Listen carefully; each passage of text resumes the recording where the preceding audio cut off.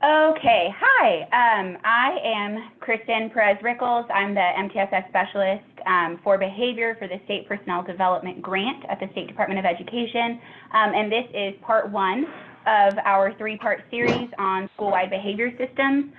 Initially, we very specifically titled it Positive Behavior Interventions and Supports, but I did kind of change the title just a little bit because although we will be talking about PBIS, I want the focus to be more on the principles that are evidence-based, that are included in PBIS and really effective school-wide behavior systems. So before we get started, I do want to let everybody know that this will be posted to our website once it's finished and recorded and ready to upload. So we will post it and we will have that announcement through our email list also for our January newsletter. And if you have any questions as we're going through this, I am pretty flexible, so feel free to ask questions in the chat box, or you can unmute yourself and interrupt me at any time. I can usually roll with the punches. And then I will also answer any questions that are left over at the end if I didn't get to them. So let's just go ahead and get started and talk about the objectives for today, if I can figure out how to make this go. There we go. Okay, so the objectives for today, we are not going to be able to dive super deep because this is a 1-hour webinar, but we are spacing some of our implementation out across the 3 webinars. But a lot of this will just kind of be an overview, and then as we do some more of our webinars, we may decide to do some that dive a little bit deeper into specific topics based on all of your feedback. So the objectives are to just understand what positive behavior intervention and support is and its purpose in a school. We want to identify how those school-wide structures relate to a multi-tiered systems of support, specifically how they relate to the Oklahoma tiered intervention system of support, because I am employed by a grant and our main initiative is to implement Otis. And then we're also going to articulate beginning steps and essential features of PBIS, and we will plan for implementing Tier 1 school-wide systems. So as I go through a lot of the information, we're going to be stopping at some decision points to talk about what decisions would need to be made before you roll out your Tier 1 system. Okay. So positive behavior interventions and supports was first referenced by the U.S. Department of Education in 1996, and the term is still used in the Individuals with Disabilities Education Act. So our special education law specifically references PBIS as an evidence-based structure. It's really important to remember that it is not a specific program or curriculum. This is a school structure, and it's prevention-based. The goal is to prevent or reduce incidences from occurring. And all of the principles within PBIS developed primarily out of applied behavior analysis. So a lot of the information may sound kind of behaviory, and I'm going to do my best to explain everything in layman's terms, and I want to give you the language of behavior analysis so that if you are looking into some of the evidence-based or looking for more information, you have some of those Googleable terms to use.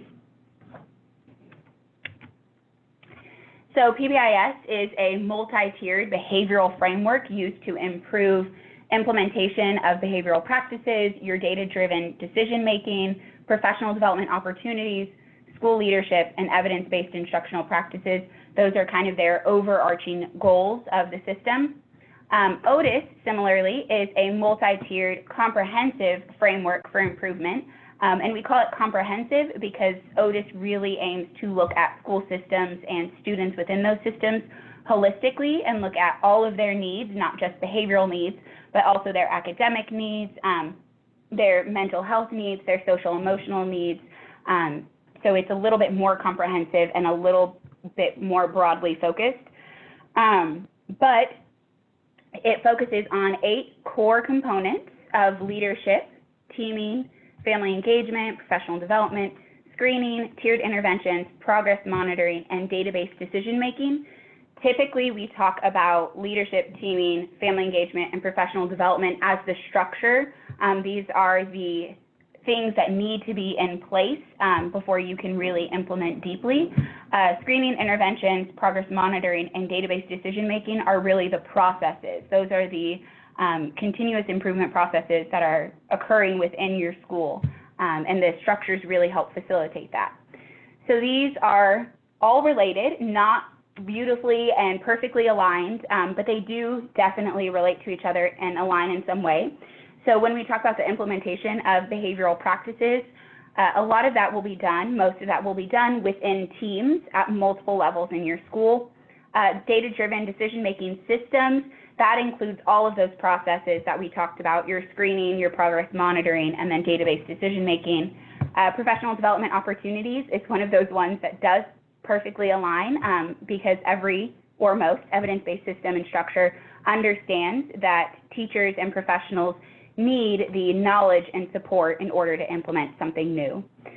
School leadership also directly aligns because leadership is essential to deep implementation of any initiative or innovation.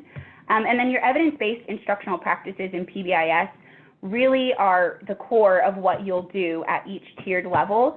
So those are your tiered interventions. And when we talk about tiered interventions in Otis, we're not talking about just what you do in Tier 2 and Tier 3. We're also talking about your core curriculum. So similarly, when we're talking about evidence-based instructional practices in PBIS, we're talking about what you do whole school as well as for those identified kids who need more support. So we're going to start with teams just because I said all of your implementation of the behavioral practices will be done and really spearheaded by your team. So the school-wide behavior team is who works together to make the decisions regarding the system creation and implementation in your school. The team should be representative of the different perspectives in your building. You want to make sure that you have enough people at the table with enough different perspectives to know if what you are making decisions about will really work across your school. So you want to make sure that you have special education teachers, interventionists. You need your administration, your school psychs, your specials teachers, because this may be implemented a little bit differently in some of their settings. So you want to make sure that you have an accurate representation of your school. If you are a secondary school personnel, you can also look at having student reps and student voices, as they would give you a lot of insight into how some of your decisions would be interpreted by students. And then the kind of general rule of thumb, if you haven't heard of it, it's really funny, really easy to remember, is your 2-pizza rule. And it's Jeff Bezos who kind of coined the term. He's the CEO of Amazon. And he says if you can't feed a team with 2 pizzas, it's too large. So we want to remember that we need these differing perspectives, and we need enough varied perspectives sitting at the table, but we want to make sure that the team doesn't get so large that nothing ever becomes super productive and there's just a lot of discussion without any action. So keep in mind the 2-pizza rule. You want your team to be just large enough to be really productive. So this is going to be your first decision point, because your team is going to help you make the decisions about everything else in your system. You have to identify the staff who are going to be on your team first. You can do this in a couple of different ways. Because you want to be really careful about not having 7 different types of team and asking a lot of all of your teachers across those teams, you may think about the teams you already have existing in your building and decide if you can repurpose that team or add some of this work onto their responsibilities. You may also create a new team if you're a small school and you don't have any existing leadership team or multidisciplinary team that could be used for some of this work. You can create a new team. And keep in mind that these are the people you will work with to develop the system at other decision points. So you want to make sure that these people are invested in what you're doing and that they have the time and the willingness to do some of the work and make some of these decisions. I'm going to give a brief pause to see if there are any questions, because I know I don't like talking up in the middle of these, but I want to make sure. No? Okay. And we're going to kind of recap these decision points at the end so you have a plan in place for kind of your next steps for doing some of this work. So the tiered supports in PBIS, this is where you do a lot of your meat. This is the evidence base. This is what you're going to do for kids. And so just as in Otis and as in most multi-tiered systems, there are 3 identified tier levels. There's the primary, you may also hear this called universal supports, and this is the prevention layer. This is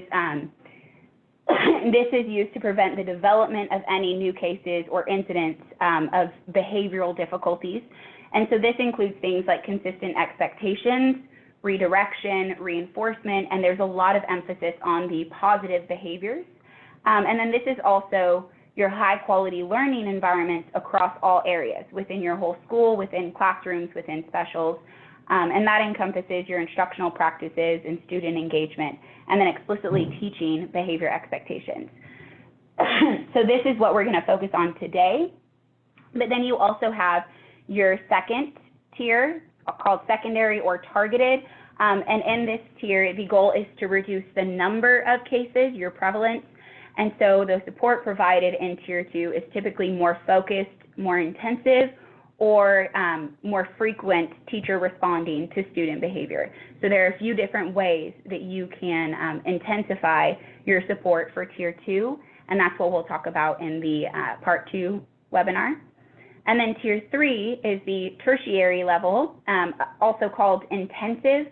And at this level, you're not just reducing the number of cases, but you're also looking to reduce the intensity or complexity of the existing case. And this has the most individualized response, whereas in Tier 2, you may have a few options for kind of a standard protocol for intervention.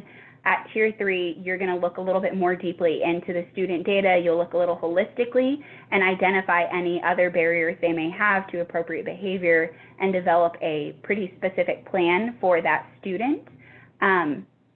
This is typically where functional behavior assessment would come up, but how you kind of organize your structure is up to you, and we'll talk more about what Tier 3 will look like in the Part 3 of the webinar series. So for today, we are going to focus on Tier 1, this primary level, and setting up some of these preventative systems.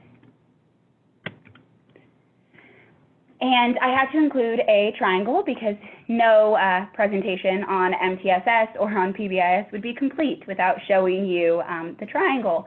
So what this shows is what evidence says is appropriate for every school. In order for a school-wide system to be called effective, we say that Tier 1 would have to be effective for 80% of students.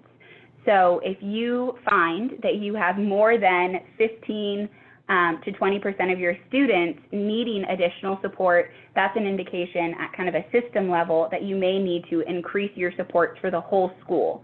And that's kind of a capacity issue also.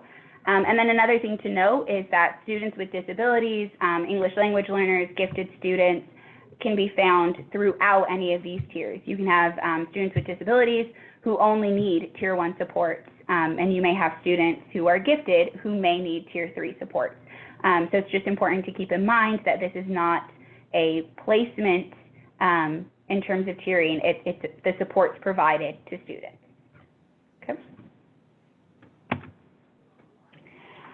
So the first thing we're going to talk about are those consistent prevention strategies. And the first piece of that, and kind of the biggest piece that people think about when they think of PBIS, are your school-wide expectations.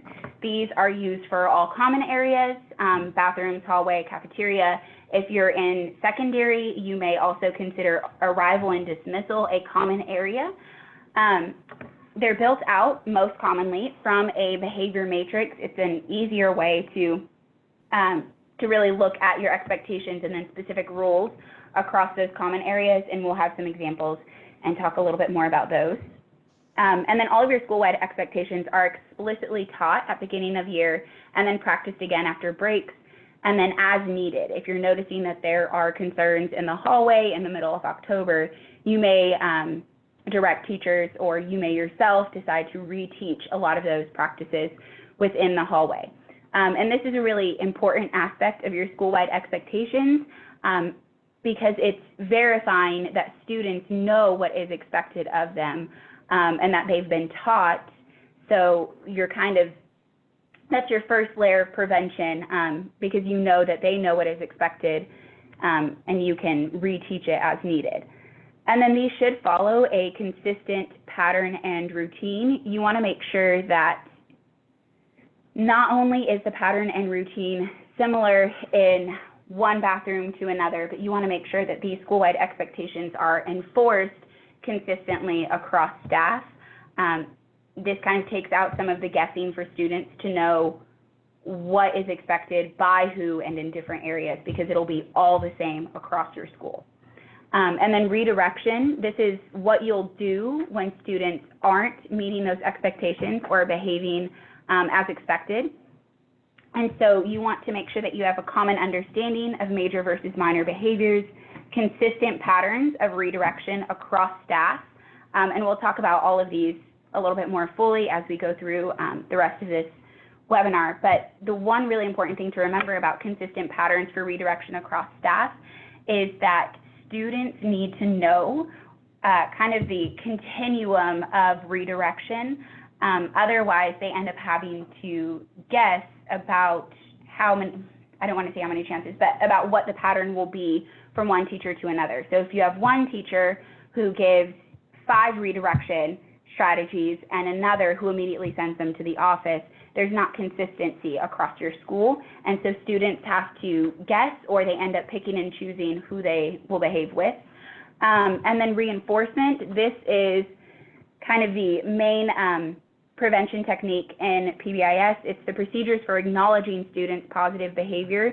We want to make sure that we spend more time emphasizing the positive behaviors and less time giving attention to negative behaviors. And so we'll have a continuum of supports and responses for reinforcing and increasing those positive behaviors, and we'll give some examples of what that looks like. Okay, I'm going to pause occasionally in case there are questions. So school-wide expectations, you can follow these few steps to build out your school-wide expectations. First, you need to identify 3 to 5 common areas of the school. And think of these as areas where there need to be a lot of routine or where you see a lot of problem behaviors occur. So in middle schools, that may be the library or the media room. It may be arrival and dismissal. It may even be the bus, since that is still an area of your school technically. So think about where you would most need improved behavior, or where you would most need consistent routines. And then for each of those areas, you'll create 3 to 5 expectations of behavior. And there are a few different ways you can do this, and the next slide will show you some examples. So some frameworks will identify 3 to 5 words to represent the behaviors in every common area in the school. So for instance, I worked for a school where we had an acronym called RISE, and it stood for responsibility, integrity, self-management, and exceeding expectations. And in each of those words, we would have a couple of expectations for every area of the school. What it looks like to be responsible in the gym, what it looks like to have integrity in the gym. And that is the most common way that PBIS schools develop their expectations, but it's not the only way. You can also identify expected routines in a single area. For instance, I worked in a school where the bathroom had a 4-step routine, and those were the only expected behaviors in the bathroom. It was go, flush, wash, leave. So those were the 4 things you would be doing in the bathroom. You wouldn't be talking to your friends. You wouldn't be playing around. And so we could very easily redirect students that the expectations are you go, you flush, you wash, you leave. So that's one way of doing it. And then this is less common, and it's done typically, specifically in classrooms for classroom routines at different times of the day. But some frameworks will identify expectations for different dimensions of behavior. For example, the CHAMPS program will give you different dimensions of behavior, and you will list your expectations at different times or in different places. So that'll include things like movement, sound, one of them is pairing, so how you're expecting students to behave within that specific place. And I'll show you the examples on the next slide also. So once you've developed your expectations of behavior, you want to make sure that you have signage or some representative display for later reference, not just for students, but also for staff. The idea is that this becomes school-wide and deeply implemented, and everybody knows what those expectations are everywhere. But we all will need some prompting every now and then to remember what is the exact language we use in the bathroom, what is the exact language we use for the office. And then you'll explicitly teach these behaviors. So you want to make sure that you follow the same instructional practice you would use in a classroom. You are going to tell them what each of those expectations mean. You'll model it, you'll practice as a group with feedback, and then you'll provide opportunities for independent practice with feedback. And the feedback can be both positive and negative. If they're doing it correctly, you provide that feedback. If there are steps that they're missing or if they're not doing it quite up to the level that they need to, that's the feedback that you'll provide them. And it will be positively given. You know, you were walking down the hall, but I needed you to put your hands to your side. Quick and to the point feedback. And then you'll redirect and reinforce these procedures and expectations regularly and consistently.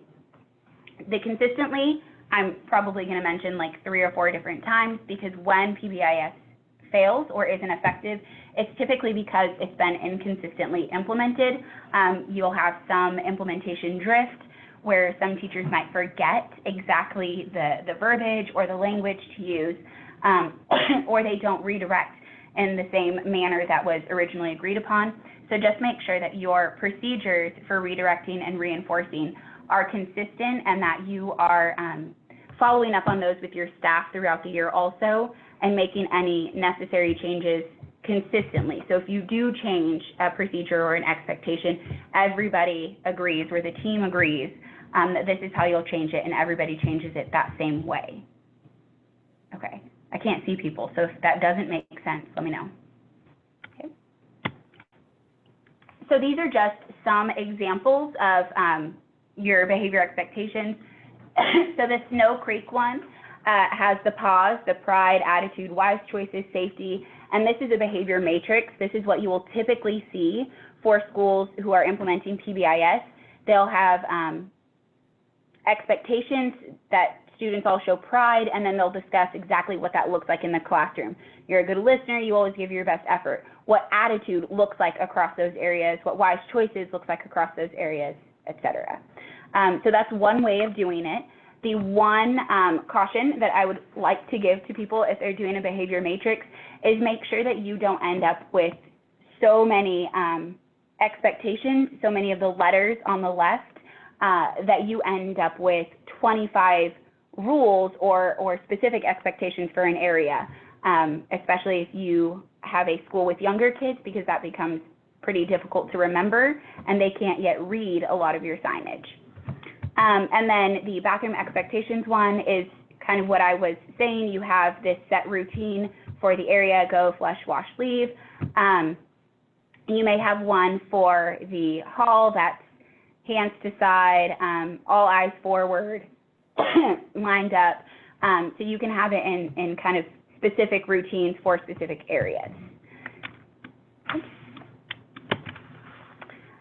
And I wanted to make sure we had a secondary example, because this can be done in junior, middle, and high schools, and it can be done really well. The process will be the same, but implementation may look different. You may not want a Q acronym that's really easy for everybody to remember. You may just want some of those character words that you use in your school, you know, respectful, responsible, safe, integrity, whatever those kind of highlighted character words are, you may use those and then build out your matrix from there. And then you also want to make sure that whatever behaviors you list are relevant and specific to your setting. So high school and middle school may have really specific expectations for the use of their IDs or rules for cell phones that you may not necessarily have at the elementary level. but just keep in mind whatever your expectations are, whatever are developed by the team, should be really specific to your school and how you want your students to behave in your school. Okay. Would you consider the 8 expectations from Great Expectations to be appropriate school-wide expectations? I'm new to Oklahoma, my school is here, and like many components of GE, but worried that expectations are very wordy for the school-wide expectations. Sorry, no mic here. Oh, hi Sharon. Yes, no worries. So yes, the 8 expectations from. Are you on it too? Yeah, Okay. I'm like you. I'm blanked out. Jerry is. Hello. Sticky note. Oh. Okay. So somebody asked a question about Great Expectations and their 8 expectations, and if those would be okay to use as school-wide expectations. They could be. I'm trying to remember what all 8 of the expectations are. You may decide to use 3 or 4 that you really want to focus on for school-wide, only because 8 is a lot to really look specifically at for each area. And if it feels overwhelming to staff, it'll feel really overwhelming to students. So you may prioritize 3 or 4 of those expectations for your school-wide behavioral expectations. Did that answer your question? Yes? Okay, cool. All right, so this is your second decision point, and this is the first thing that you'll work through with the team that you developed at decision point 1. You will develop your school-wide behavior matrix or expectations for each common area in your school. You have some leeway in how you develop those. It doesn't have to be the matrix. That's just kind of the most common. You can have really specific routines for each area. I think the reason the behavioral matrix is so common is because it's really easy to remember 3 to 5 of those broad level expectations. So if you see a kid who's not doing something, you can very simply refer back to those kind of character words of expectations. But you can do it any way that works for your population and for your setting. One caveat that I want to mention is that if this is occurring mid-year, so if you decide this is something you want to do, you bring your team back in January and you sit down and you work through the behavior matrix and you have it ready beginning of February. I think that's great. Implement whenever you can, but I would highly recommend that you identify the one common area of most need to begin with, so then you can really flesh out your rollout of implementation. So everybody knows really deeply what those expectations are for that one area. They can follow their instructional routine for explicitly teaching the behaviors in that area, and you can start to see how redirection and reinforcement will work in that one area. And then once everybody feels pretty comfortable with it, you can move to the next prioritized area and the next. And I mostly only recommend this because you want to make sure that you have enough training for your staff also, that we're not getting kind of that surface level implementation, that you're getting it deep enough to be effective. Okay. Okay. So then what do you do when kids don't meet your fabulous expectations that you've developed? And this is your redirection procedures. So the first thing that you'll want to do is establish with your team those major and minor behaviors. So are they just not following the expectation by blurting out in the hallway, or are they shoving a kid into a locker in the hallway? So you need to identify if this is going to be a major behavior, something you send up to the office, or a minor behavior, something the teacher can handle or staff can handle themselves. So you want to make sure that whatever you develop, that is shared with all of your staff, so everybody has a clear understanding of what's considered major and what's considered minor. And then you want the consistent patterns or continuum for redirection across staff. It can include things like reminder of the expectation, modeling of it, highlighting other students meeting the expectations. So you ignore Johnny, who's swinging his arms in the line, and you say, I really like how Sally has her hands to her side, so that you're giving more attention to the positive behaviors. Or you can practice the routines, especially if you see that it is a whole group of students who are struggling with those expectations. You can practice the routines and reteach. So redirection for minor behaviors, one thing that you want to remember is that you are kind of consistently and constantly evaluating your process also. So you want to make sure that your prevention is in effect really well. So you do want to make sure that whatever your expectations were, they were clear, students knew them, which is part of why you remind them of it. And then you want to make sure that your reinforcement procedures have been consistent. If you haven't acknowledged or reinforced any of your students' positive behaviors in a couple of weeks and you start seeing misbehavior, you might need to get back to some of those reinforcement procedures more consistently. And the focus in redirection is on teaching versus punishment. Your continuum may eventually get to a time of punishment, and that's up to your school, but you really want to make sure that students know and learn the appropriate behaviors. When they learn them, they're more likely to do them in the future and to generalize them to other settings. So it's just kind of improving their social skills generally also. So you want to make sure that you do have specific feedback, you reteach, and you provide guided and unguided practice. Okay. And so this is an example of an elementary school and their minor versus major behaviors. So they call minor the teacher managed, and then office managed are their majors. And this list is not representative of everybody, right? You want to remember that your majors and your minors are going to be specific to the needs of your school and the resources of your school and the tolerability of your staff. So you may find that in some schools, pinching or hitting that doesn't cause harm may be a minor behavior for that school because they have a lot of other really major things that are happening and being sent to the office for, like substance abuse or weapons or something that's causing actual harm to students.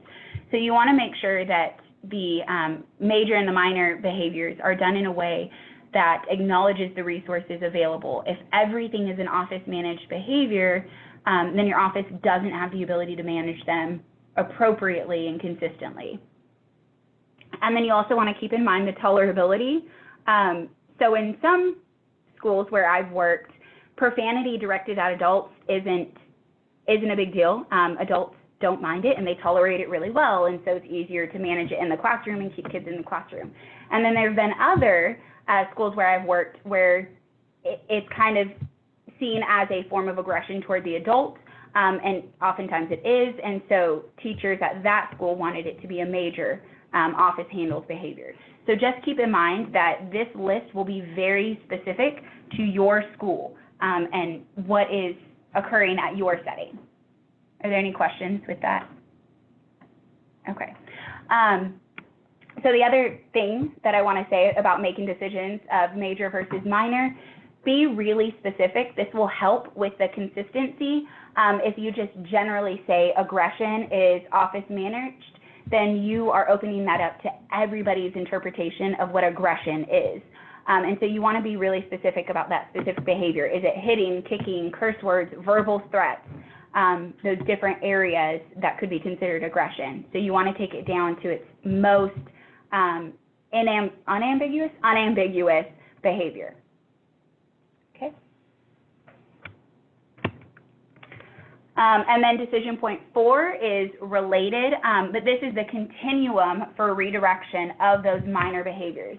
And so we do have a couple of examples of what that could look like. It's really easy if you put it in a flow chart. I personally love flow charts because it gives you kind of your general steps, but you don't have to. But you do want to identify what teachers do first. So do you remind them of the expectation? Do you then reteach the appropriate behavior? Do you give them a verbal reflection? And so these are just a couple of examples of what that could look like, but you want to make sure that your team works together to think about what the continuum of redirection could look like and should look like for your school. And it is important to note that typically in a continuum of redirection, you will likely come to a point where redirection isn't working and it then becomes an office handled behavior. So if you've redirected a single behavior 7 different times or 5 different times, whatever it may be, that may be your threshold to send them to the office, and then it becomes an office handled behavior. Okay, any questions on that one? All right, so then you get into reinforcement. So we've talked about setting your expectations, what to do if students don't meet those expectations, and now we really want to spend some time talking about what to do when they do meet your expectations, because this is a lot of that prevention. We want to make sure that if they're doing the correct behaviors, they continue to do them, and so a lot of that will occur through your reinforcement. So reinforcement is your response to a student's behavior that makes the student's behavior more likely to occur in the future. So what you're doing should make them want to do the behavior again in the future. And reinforcement is not bribery, and I'm going to explain how the two are different. Reinforcement is a planned reward for appropriate behaviors. Bribery is offered only after a negative behavior has started to occur. So the best example I've ever heard of this is thinking about kids in a grocery store. If you take your kid into a grocery store and they don't sit in the cart and they whine the whole time, and you get up to the checkout line and they're just badgering you and they want candy, and you give them candy, you say, okay, fine, you can have candy, but you need to sit down and stop talking right now. And then they get candy. That's bribery. It wasn't on the table until they started misbehaving. If before you go into the grocery store, you tell your kids, if you sit in the cart the whole time, keep your hands to yourself, and don't yell, or keep a silent voice because you want it positively stated, keep a silent voice, then I will get you candy when we get to the checkout line. That is reinforcement. If they follow through with all of those expectations you had set and you give them candy at the end, that'll be their reinforcement. So that's the difference. Does it make sense? Okay, if you don't say no, I'm going to keep going. Okay, and so we'll give you some examples of reinforcement that aren't tangible, because oftentimes when we think of reinforcement and reward, we think of things that you hand to kids, and it doesn't have to be. So we'll give you some specific examples. But the big thing I want you to remember is that there are 4 categories of reinforcement. These are the things that everybody kind of behaves in order to access. So there's escape or avoidance, attention, attangible, which is what we most often think of, and then sensory stimulation. And so when you are providing reinforcement, you want to make sure that you have options in each of those categories, because some people may not like attention, so providing attention is not reinforcing to them. It may actually get them to stop behaving that way in the future. So making sure that you have a few different options for reinforcement. Okay, and I said at the beginning that I was going to give you some language in case you wanted to Google or you wanted to use some of the real behavioral words. So the first really behavioral thing I'm going to say is contingencies. So when we talk about reinforcement contingencies, what we're really talking about is what are the rules in place in order for somebody to access a reinforcement. So your expectations are really your contingencies in order for students to access their reinforcement. So school-wide reinforcement can be done in a few different ways. There's independent group contingency, and don't worry, this is not the only slide where we talk about this. We'll go really deep. So independent group contingency, these are the same expectations for the whole group, but the reinforcement is provided to an individual based on the individual's behavior. So if you think about grades, everybody may have the same expectations in your English class in order to access a certain grade, but the grade they get is based on their individual performance. Dependent group contingency is reinforcement provided based on the behavior of an identified individual or group of the whole. So everybody may get the reinforcement, but it's dependent on those identified people within the whole group. And we'll give you some specific examples of that and how it can be done in your school also. And then there is the interdependent group contingency, and this is, again, same expectations for everyone, but reinforcement is determined by your collective behavior, by what everybody does together. All right? So an independent group contingency, this is what you'll see a lot of times in examples of PBIS schools. Same expectations for all students. Those are your school-wide expectations. But then students who display the desired behavior or expectation are acknowledged and reinforced. And so reinforcement can include attention or positive tickets that you can trade in from a menu of reinforcement.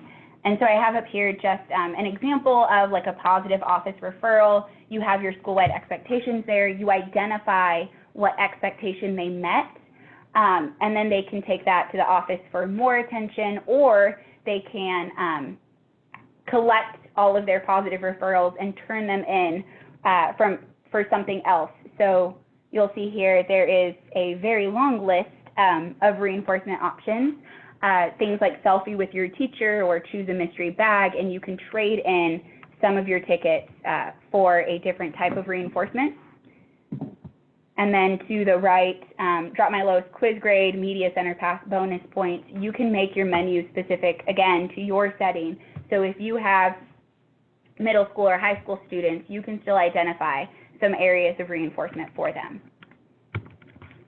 And so some options in an independent group contingency, you have the 4 categories of reinforcement. So if you have a menu of reinforcement that they can trade in tickets for or that you can offer, you want to make sure that you have something in each of those 4 categories. So for escape avoidance, it can be something like a free pass for homework. They can take a note to the office because it'll get them out of class for a little bit. They can reshelve books in the library. For attention, they can sit with a friend at lunch because it doesn't have to be adult attention. They may want peer attention. They can play a board game with the counselor, do class announcements, a positive call home, the selfie with your teacher. For sensory, they can have extra recess time or no shoes. I had students who loved no shoes time. And then the only one that really will cost you money are those tangibles. So you can have things like a gotcha pencil. They can have a hat day pass. So you don't necessarily have to give them the tangible, but allow them to bring a tangible to school. So that would be like a hat day pass, or bringing a stuffed animal to have on their desk, or even computer time. So some of the activities would be a tangible. Okay. All right.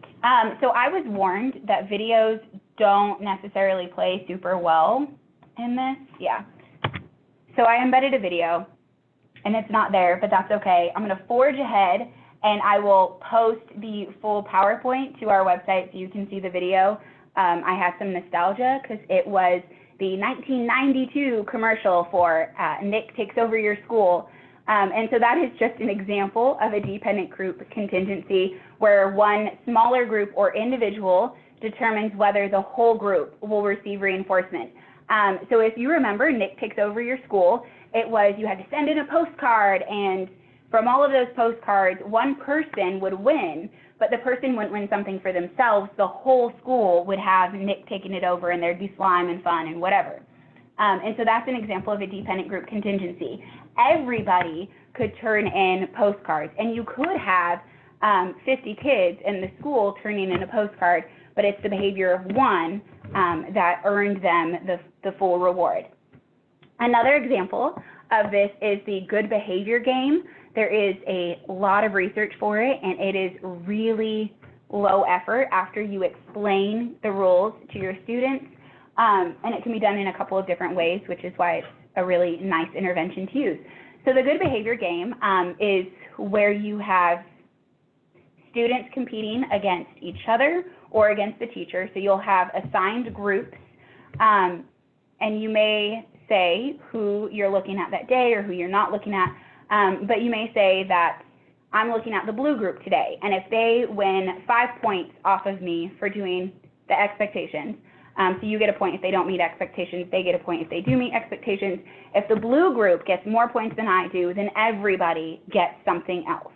So it's kind of what the good behavior game is. Or you can have them competing against each other. So I'm going to watch student A in each of those 5 groups, and if student A does what I expect them to do, then their whole group will get an extra 5 minutes of recess. So you can have them competing against each other, or you can have everybody working for one thing.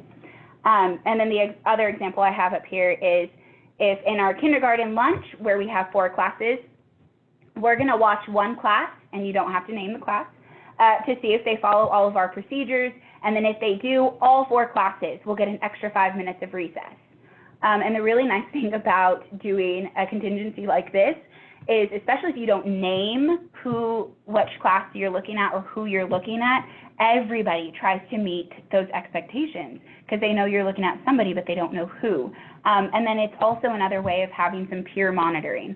So you may have peers telling each other, like, remember to fold your hands or put your hands to your side, so you're not having to do all of the redirecting.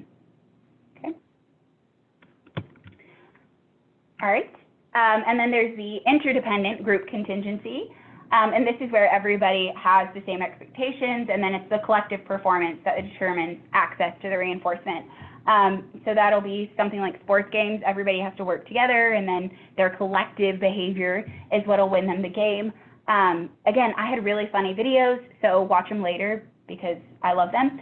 So the Hogwarts House Cup is an example of an interdependent group contingency. People are given points based on their behavior that'll go into the whole cup, and then the group with the most points wins the house cup at the end of the school year. The caveat I will give you for doing something similar to the Hogwarts House Cup is making sure that your giving of those points is really consistent, because if you watch the video, Dumbledore kind of fudged the numbers so that Gryffindor could win. Just going to be honest, love him, but he fudged the numbers. So making sure that everybody knows what types of behaviors will get them a certain amount of points. So one example of this is my son's school. Everybody is assigned to a group based on, their expectations. They have SHINE, and he's in the N group. But everybody is assigned to a group, and it goes across your grade levels. So you can have a 5th grader in the same group as a 1st grader. And all of their points are based off of how many gotcha tickets they get. So for every gotcha ticket my son gets, he gets a point for his group. And the other nice thing is teachers don't know, if it's not your student, you don't know what group they're in, so you can't think to yourself like, oh man, E is really behind, I really want to help them get up, let me find every kid who's in the E house. So those are a couple of things that you can put in place to make sure that it's consistently and fairly and objectively done. And then the other example is the principal kissed a pig, and there's actually a research article titled Why Principals Are Kissing Pigs that talks about interdependent group contingencies. And this is an example. The video will show you a news example of 2 schools who were competing against each other to raise the most amount of canned foods for a canned food drive. And the school who lost, its principal had to go and kiss a pig at the winning school. And so everybody in each school works together in order to achieve that final end result of making the principal kiss a pig. And honestly, it was really funny. Please watch it. All right. Are there any questions? No? Okay. Oh, I shouldn't have clicked out. Okay. So some reinforcement options for some of those bigger group contingencies. You can do reinforcement over a long period of time.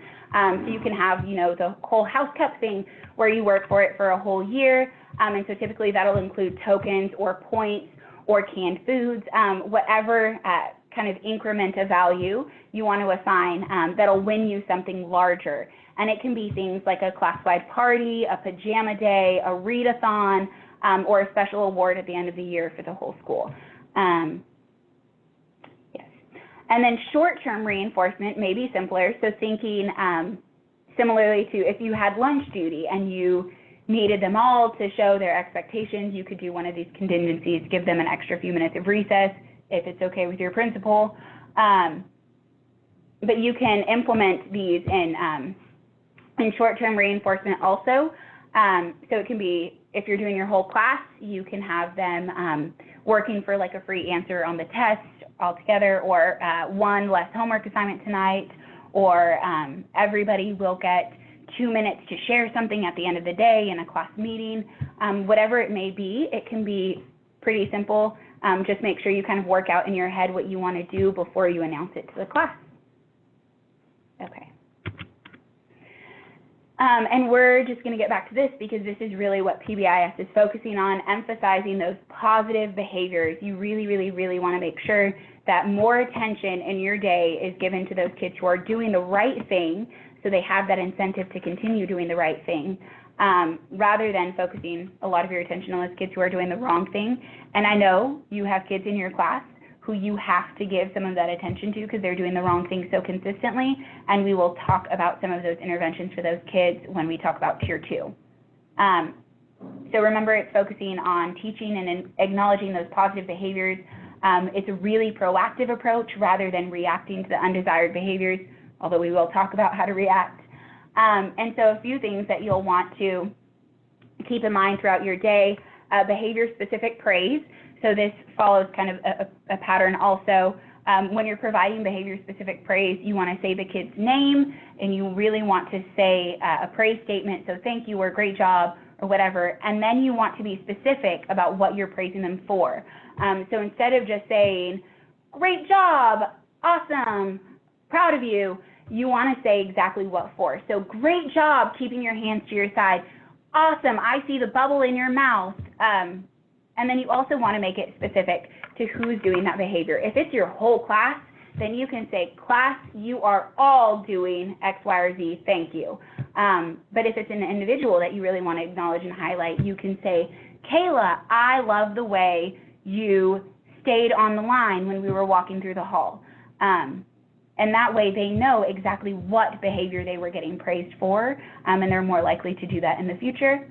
Another really important kind of preventative technique is pre-correction, and you'll see a lot of lower grade teachers doing this before they enter the hall. They'll have like a cute song or a reminder about what it looks like to walk in the hall. So that's pre-correction, reminding them before misbehaviors can occur what's expected of them. And this can be done everywhere. It doesn't have to be done in a cute song. It can be a simple, remember, I'm going to be looking for people who have their hands to their side as we're walking through the school. Remember, when we're at recess, we line up as soon as the whistle is blown, whatever it may be.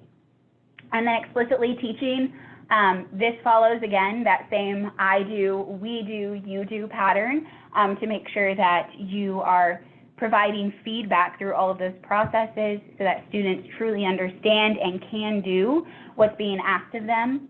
And you'll do that kind of throughout the year, but especially when you're first teaching your expectations. And then reinforcement, again, that's the emphasizing of the positive behaviors.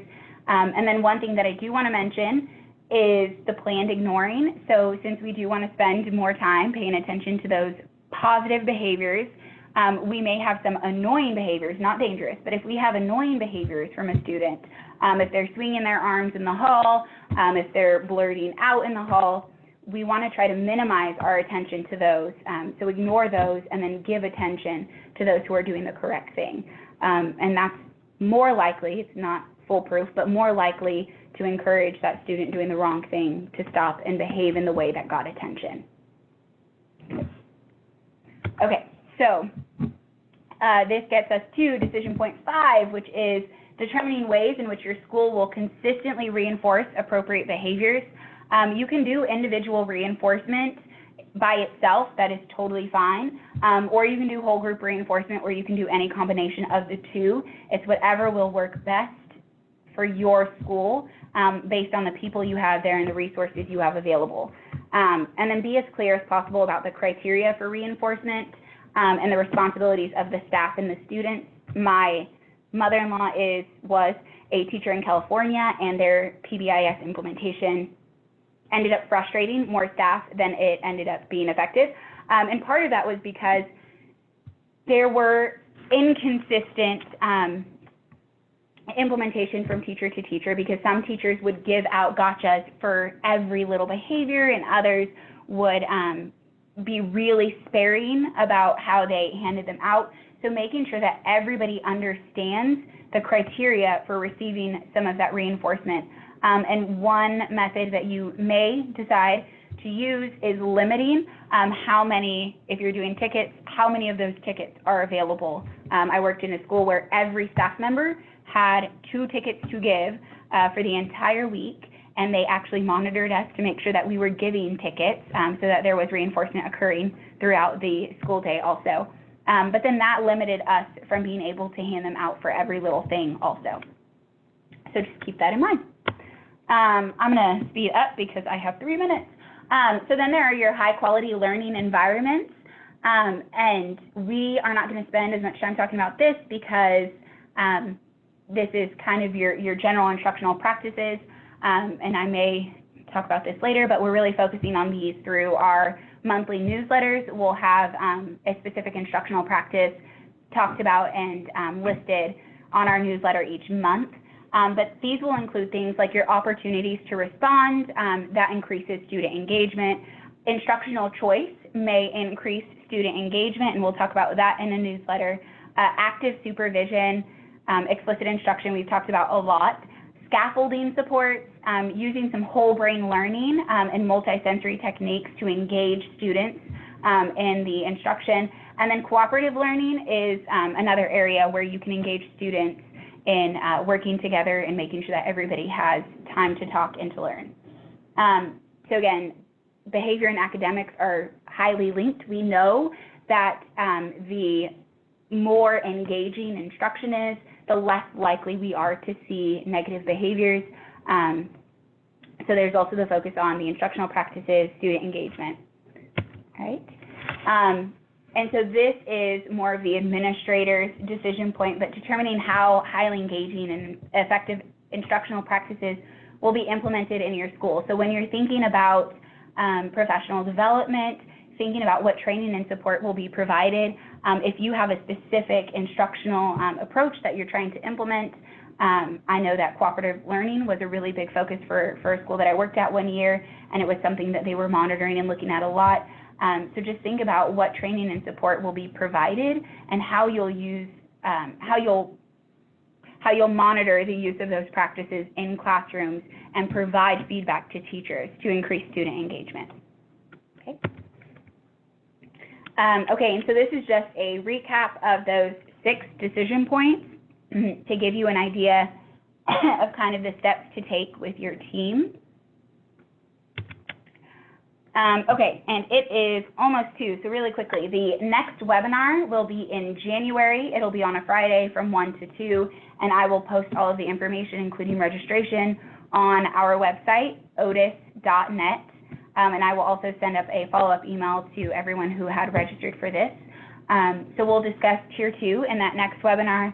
So that'll be how do you identify those students who need additional support. Once you have your Tier 1 strongly in place, how do you decide who it's not working for? And then options for intensifying supports and providing intervention. And then we'll talk about monitoring the student progress towards a specified behavioral goal, and then how to modify interventions as needed within that tier. Okay. There are just a couple of other resources. If you are trying to do this work, the IRIS Center is a really good resource, especially for instructional practices. And then the PBIS Implementation Blueprint will give you some more information about each of those steps I talked about. And then here are our supports. We have our website, the webinar series that we're doing, a monthly newsletter that is sent out to our email list. And if you'd like to be on that email list, feel free to email me. And then we also will be doing regional trainings, and we'll send information about those out through our email list. I'm done. Thank you, everybody, for coming, and it is 2 o'clock, so I will respect everybody's time and let you go.